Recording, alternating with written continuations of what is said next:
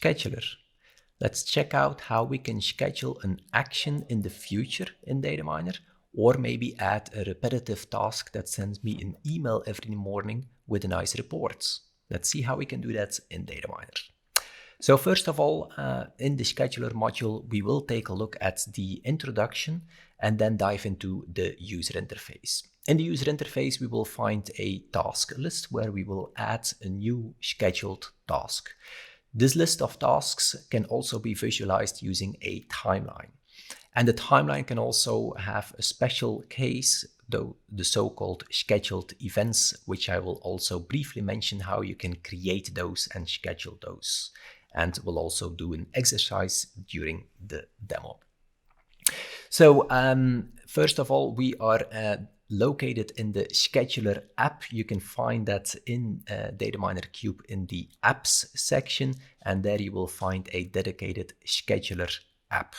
This will show you the UI, and over there we will be able to schedule certain things that need to happen in the future.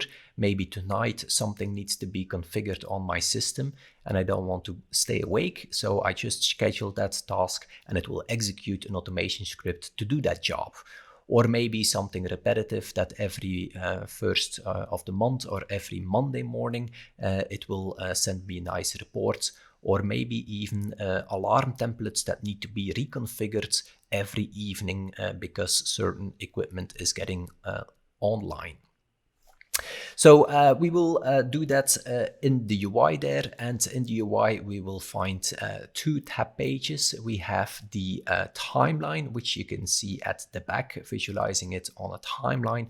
And we do have the list of all the scheduled tasks that are configured on my DataMiner system. Let's take a look at that task list first of all. So we do have a number of tasks configured in here. The checkbox defines whether it is enabled or not. You can see those are all daily tasks. We'll play around with it while adding one. The next runtime, the last runtime, and also the result if it was successful or if one or more actions failed. And you do also see that a DataMiner agent is responsible to run an automation script. So we'll see when we add a scheduled task, you need to choose which DataMiner agent will execute the task, because if you have 5 DataMiner agents, you don't want to receive 5 emails, of course. Note that there is a possibility that a scheduled task is going to be finished. Basically, you could say like start from the first of the month till the last of the month and then finish, stop, no longer do it. So then it's a finished task. By default, they are not shown. They are still remembered on the system, but they are not shown. So you can activate here to show finished tasks and pick them up maybe a few months from now to again schedule them for the next month. And of course, at the bottom right-hand side, you do have the buttons to add, edit, duplicate, delete, and also execute an automation, scheduled task. Now, to add a new scheduled task in there, you will have 3 tab pages that you need to go through. I'll immediately do that in a demo right after this intro here. So the first general page allows you to define a name, a description, and the DataMiner agent. There we already have it. As I just mentioned, if I want to send an email, I don't want to receive 5 emails whenever something needs to, whenever I have 5 DataMiner agents in my system. So you need to define the DataMiner agent which is responsible for executing the scheduled task. If you want to change like an alarm template or do some configuration on a certain element, make sure that you choose a DataMiner agent which is going to be close to the elements, preferably on the same DataMiner agent, where you want to do the certain actions there. So you're not going to install the scheduled task in Belgium and execute something in the US. That is possible, but if there would be a network interruption, it would not be able to successfully complete. So the enabled, of course, speaks for itself. You can enable and disable a scheduled task as well. The schedule, this page basically defines whether it's like a one-off, you just once it needs to run, maybe tonight they called me and tonight at 2 o'clock something needs to happen. I can nicely configure that now and it will automatically happen tonight at 2 o'clock. It could be a daily thing, a weekly. If you go for weekly or monthly, you can define also the days of the week or the days of the month, like the 1st and the 15th of the month. Then, of course, you can specify the time. There is also a possibility to just go for once or do repetitive, like every minute starting at a specific time till an end time. And at the bottom, you can also say like, okay, I want to configure it now, but it only needs to start the 1st of the next month. And you could also say that it needs to finish at the last day of the next month. So I can nicely prepare today for next month to run something from the 1st till the last day of that month with the start and the end task here. There is also a possibility to finish after a number of executions as well.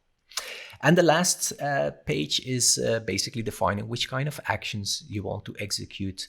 So you can define certain actions like sending an email, generating an information event, sending a text message, uploading a report to FTP or a shared folder, and probably the most interesting one, executing an automation script, because in an automation script you do have unlimited possibilities, of course. So you can also rely on an automation script to do even more than which is available in the actions dropdown. There is a number of actions I can execute every day, and there is also behind there the final actions that I can define. That's basically at the end of the month, for instance, I want to do a certain, send me a reminder, for instance, that this is now finished. Let's take a look at it in the UI and apply that immediately with an example.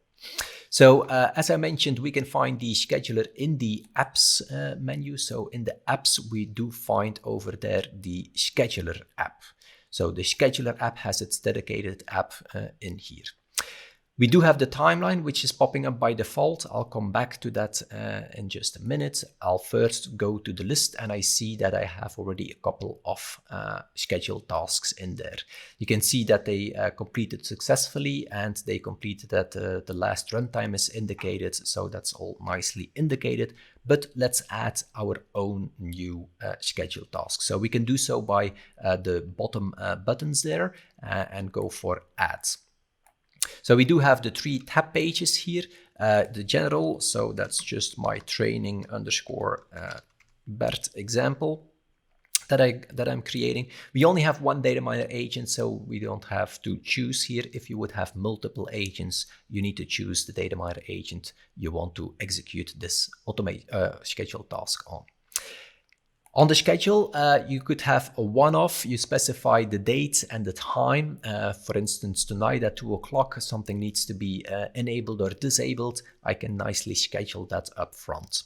But I'm going to go for a daily, and I'm going to say that every day at, let's say, 8 o'clock in the morning, I want to send out a nice email report and get that in my mailbox.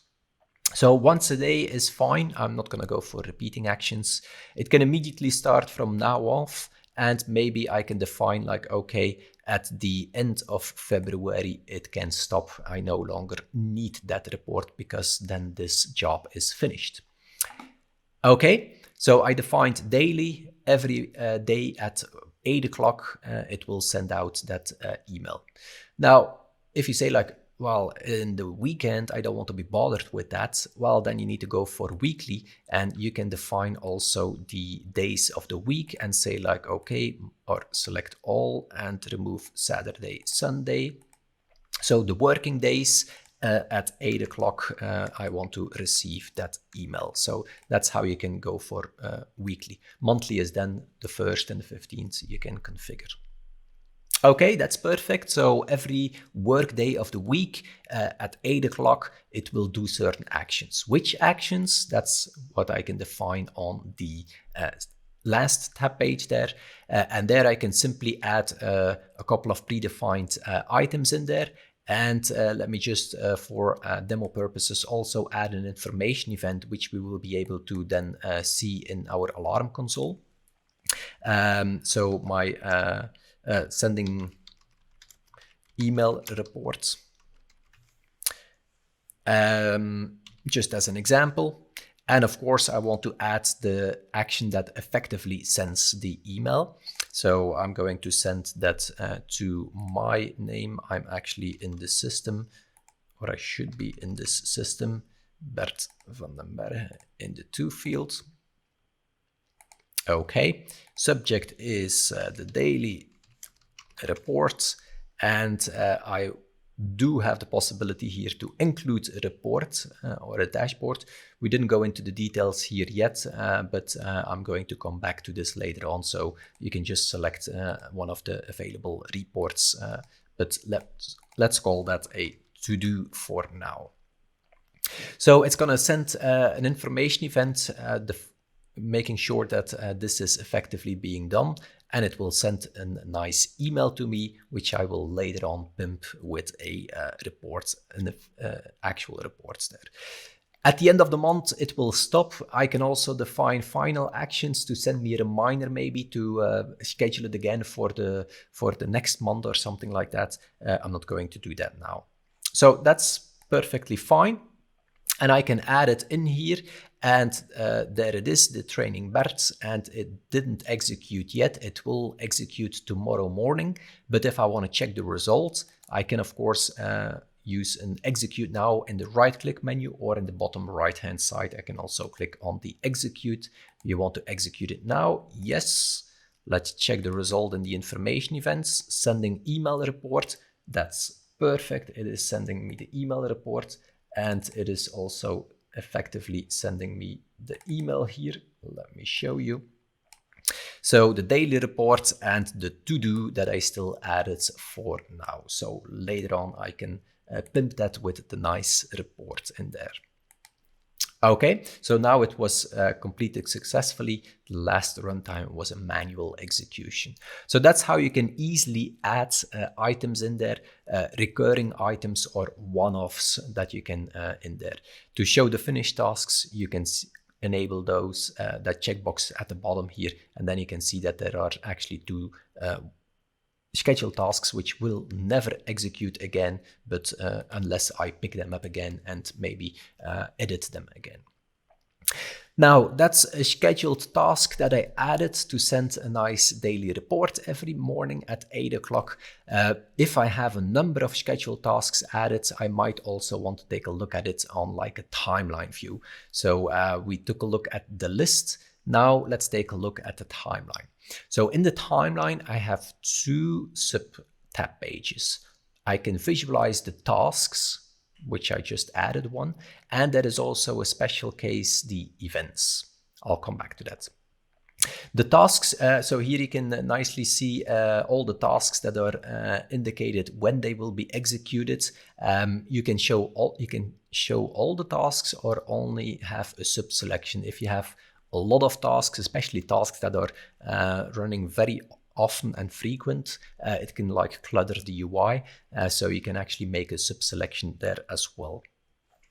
So the events, what is the events tab page? Well, the events, a task is a one-off. It executes at 8 o'clock in the morning, every morning, for instance, or just one time tonight, but it's just a one-time thing, you could say, potentially recurring. An event, the main difference there, it has a start and a stop. So here you can actually see those are blocks like the previous slide. Those are just tasks or scheduled tasks that execute once at certain times of the day. Here we can see it starts and it stops. It's a block that is being added. So that's what we call an event, a scheduled event. The gray one here is the one that is all finished already. That's the now timeline. This one is ongoing, and this one in the blue is in the future. Now, I'll immediately come back to that, how you can add an event. Just maybe first take a look at the timeline of the tasks or the events, doesn't really matter. You do have the possibility at the bottom to open up a navigation panel as well to tweak and zoom and play around with what you're looking at, let's play around with that in our DCP DMA. So I just added my training BERT. Let's go to the timeline and let's check the results. Indeed, here I see by default the today, and I can see this morning at 8 o'clock I have my training BERT. And if I take this item here, I can actually move to tomorrow. So I'm at the 4th of February, and again at 8 o'clock, of course, I will have my training BERT report there. So you can easily move there, or you can also scroll and basically zoom out to see more details. So I have my training BERT and training BERT twice on the screen now. So you can zoom out and you can zoom in. And if you open up the navigation buttons at the bottom, you can quickly go back to today, check out tomorrow or next week, for instance, to have it more condensed overview. And of course, with the scheduled task, you can say only show me the BERT, for instance, for next week. Then I nicely see that during the weekend, it's not going to execute. And then we have again 5 working days and then again a weekend. So that's the filter you have here. Same thing for the events. I don't have any events here. You can also use the same controls to zoom in, zoom out, move back and forwards in time. And of course, you can use the arrows to move to the next day or the next hour, etc.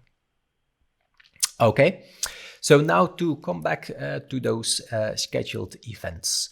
So the special case there is that they do start and stop. So we have a block that we can add in there.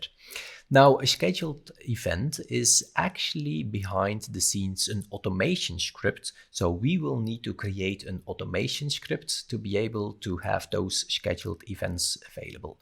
I can maybe create an automation script that actually configures an alarm template, activates it, and at the end maybe deactivates it. So I will make a distinction in the automation script whether I'm starting or I'm stopping the event. And then I have a nice event that I can just drag and drop on there, because now and then they call me and they say like, oh, can you again change the alarm templates tonight between 8 and 10 o'clock? And then I each time have to plan something. Well, I prepared this event and I can just drag and drop it on there, and it will just reschedule that alarm template from 8 till 10 o'clock. So you can create the events, and you can also create profiles, basically the dummies of an automation script, without going into too much details on automation scripts, because that is still something that is coming up later on. Now, how do you add that? Well, in the automation module, which we still need to cover, you do need to create a scheduler templates folder. So that's a predefined name, and the items that you put in there will be available as events. Let me go back, as events over here. So the events that you see here, those are the ones that you create in your scheduler templates folder. Now, the automation script that you create in there, you can give it any name, of course, but it needs to contain a parameter action which will receive the start or the stop. So with this parameter, the action parameter, you will know if you are at the beginning or at the end of the event, if you need to start something or if you need to stop something. So that's the input parameter that you have available there. There is also, there's more information in the help as well.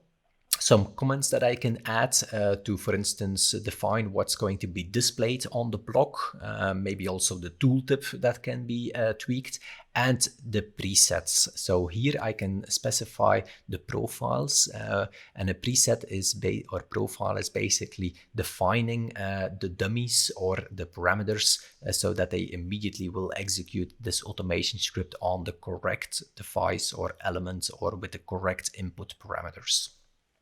So you do have the possibility to define some profiles or presets. So once you created such an automation script with the correct details in there, you will have it available and you will be able to drag and drop your event onto the scheduler.